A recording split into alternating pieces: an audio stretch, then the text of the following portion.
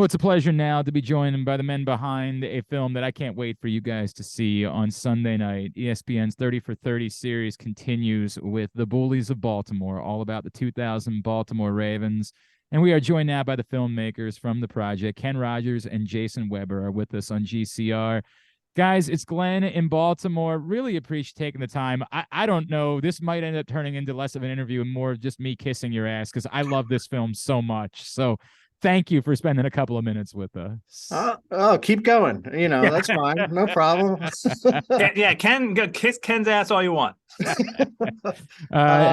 We appreciate it. I'm glad you enjoyed it. It's awesome. Thank you so much. Guys, seriously, I guess let's go back to the beginning, right? And Ken, and maybe I'll start with you. The idea for doing this and doing something more, obviously you guys had a connection with NFL Films and Hard Knocks, but when did you start thinking about this being a project that you wanted to take on, and what led you to making that decision? It did start kind of with Hard Knocks because we remember this team internally here at NFL Films as the creators of that brand and how great they were. And we always talk about, oh my gosh, that footage, you could just play that footage and it would get great ratings. Just play the Shannon impersonation and just play Goose locking him in the trailer and ratings gold, so it started there. But then we realized, looking back, that 22 years later, this team is really it's an anachronism. This team can't exist today. Yep. In several ways. It can't exist on the football field this way. The way they played has been legislated out. You just can't hit people the way they hit people. You can't be as aggressively intimidating as them. And you can't have personalities like this trash talking the way they trash talk, the way their coach trash talked. It just doesn't exist. 2001, the Belichick era starts, and the league is a copycat league, and everyone starts this mentality of don't give any, bulletin board material, don't give away anything in your press conferences, don't talk about the other team. It's a very methodical way to go about the media. And Brian Billick and the Ravens were just wild when it came to the media. It wasn't methodical. So we just felt like, wow, this is a team that's different than anything that exists in sports right now. That's a reason to remind people. Jason, I'll admit, when I heard that you guys were making the 30 for 30, I said to myself, wow, in Baltimore, we're going to love this. I don't know if there's broad national appeal about the 2000 Baltimore Ravens. And what Ken just described to me is what makes it so fascinating. I wonder how much you guys sort of had to deal with that. Like, hey, we would like our audience to be a little bit more than just, 40-year-old white men in Baltimore. Like, I imagine that you had to think about that. Is that part of the story that, like, you could not see this? This team was so unique that's what makes it so appealing beyond even those of us that fell in love with this team here in Baltimore 20 years ago. Yeah, absolutely. I mean, look, if you love football and you love seeing kind of an aggressive style football, you're going to love watching this team and learning about this team. But to your point of people not caring outside of Baltimore, I would say that this is a team that is made up of personalities that reach way beyond Baltimore. Every one of them, almost every one of them, took part in the documentary, launched from after their playing careers into national, media personalities. Yep. Whether it's Shannon Sharpe, Tony Saragusa, obviously Ray Lewis, Brian Billick, Trent Dilfer was on ESPN for years. I mean, they all reached out on a national platform. So I think even though the core audience is going to be in Baltimore, people outside of that area know who these guys are, but maybe don't know exactly what they did on the football field. And this gives them a chance to see that they're more than just talking heads. Bullies Baltimore, Sunday night, 8:30 on ESPN. I'll stay with Jason. I got to tell you, of course, the star of the team we know is Ray Lewis, right? The unquestioned star of the team. The star of the film, to me, is undisputed. It's Tony Saragusa. Like, he is absolutely the rock star. And obviously, the story kind of had to change. And just weeks after you guys got everybody together, we lose Tony Saragusa. What was the impact of that for you guys as filmmakers? And knowing, I can't even explain to people until they see it. He is the center of everything to me about this movie. Yeah, no, you're absolutely right with him being the center.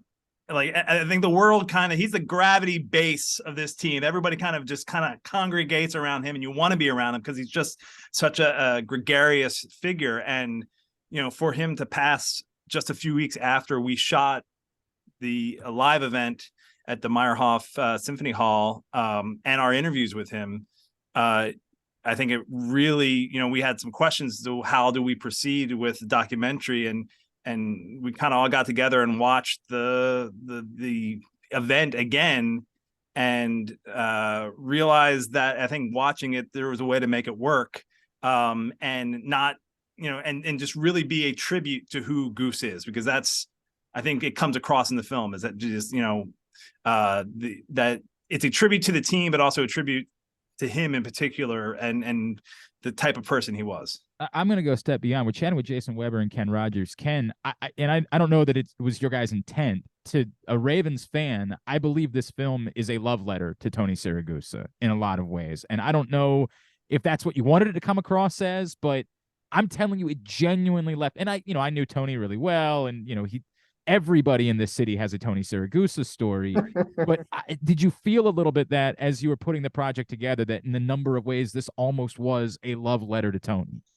Yeah. And it was discussed here often, like, should we tell people up front who might not know that this big event happened right beforehand?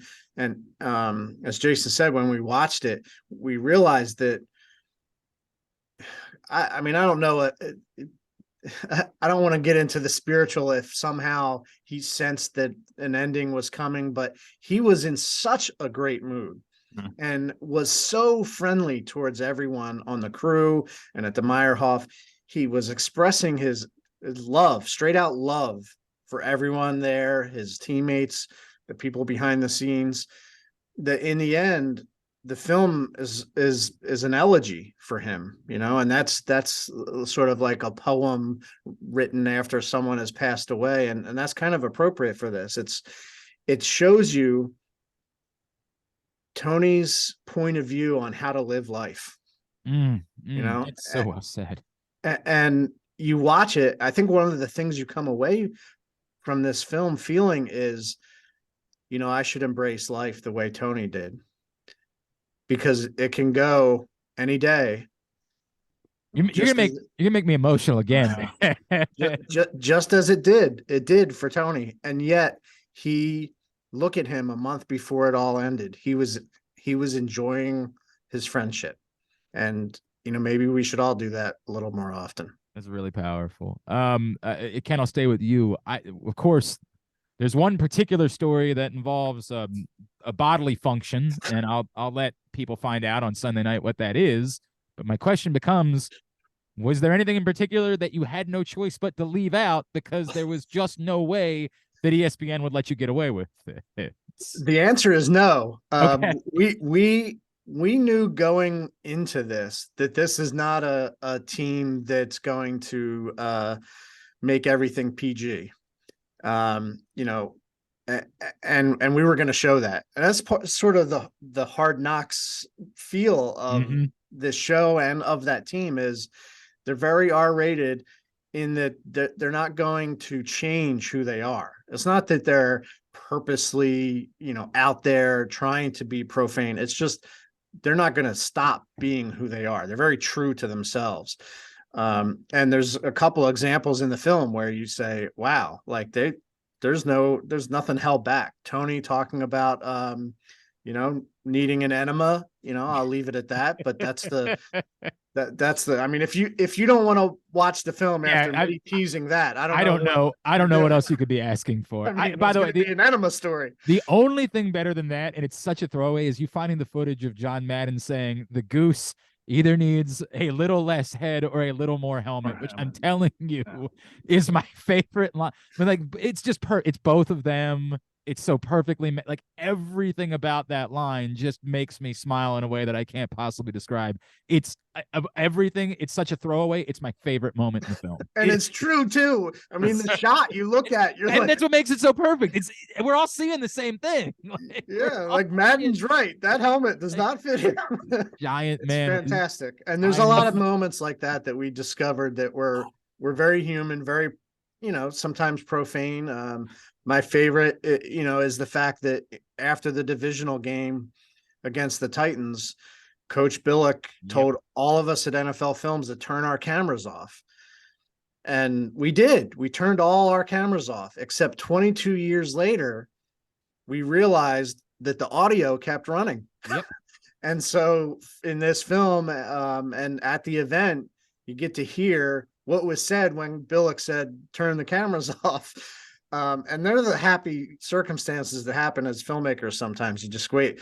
Oh man, we turned our cameras off. Why'd we do that? Wait, what about the audio? Well, wait, the audio still exists. Literally, it was in a vault here at NFL Films that we went and found and said, I wonder if they kept rolling the audio. And they did. And it becomes a little magical moment. I got to be honest with you. We've, of course, it's been that particular line, and everybody knows it's F the Titans. Everybody knows that. I'm not giving anything away. We've known about it for years, but Jason, like, I had forgotten that right afterwards he says, but remember, always respect your opponent. He knows how to turn that back and be respectful when appropriate. That's the magic of Coach Billick right there. So brilliant, so brilliant. Jason, of course, there's the awkwardness, obviously, of telling the Ray Lewis story, right? And what set up everything. And I know that part of that is, Ray has not been particularly interested in talking about it years later. You guys obviously used the footage from then to address it and weave in the story about his love of the movie Gladiator and all that. But as a filmmaker, knowing it's part of the story, knowing that someone who sits down to watch a film wants that included, how do you handle all of that when it comes to Ray Lewis in Atlanta? I think it's something that we had to address in the film, but I also think in the context of how did that affect that team, because this wasn't a film about that whole story. That could be a separate documentary in itself. But I think, Ken and myself and Eric Powers, our producer, it was how do you work that into the context of that team and that season? And like, as you mentioned, taking on that gladiator persona and winning the crowd, right? That was his big thing, was you need to win the crowd and you win your freedom. And I think that was a powerful line from him about that we used to kind of, set that all up. And I don't think we shy away from discussing the backstory as well. But I think, again, it was all within kind of the context of how did that affect that team and how did they support him and how did they, help him through what he was dealing with at that time. Jason Weber, Ken Rodgers, just another couple of minutes. Again, Sunday night, 8:30 on ESPN, the Bullies of Baltimore.